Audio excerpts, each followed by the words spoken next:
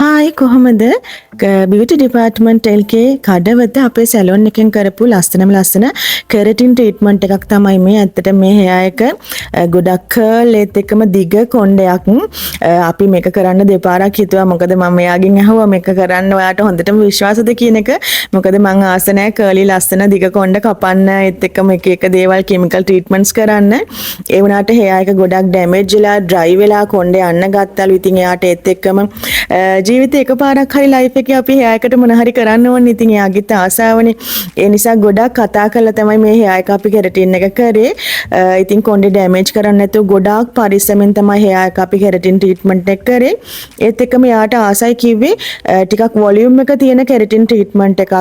ගොඩක් ෆ්ලැට් නොවෙන්න. ඉතින් ඒ විදිහට තමයි අපි කරේ සහ එයාගේ ends කපලා ඒ ඩැමේජ් වෙච්ච hair එක ends අපි කට් කරලා ලස්සන්ට hair එක පරිස්සමෙන් කරපු hair එකක් තමයි මේක.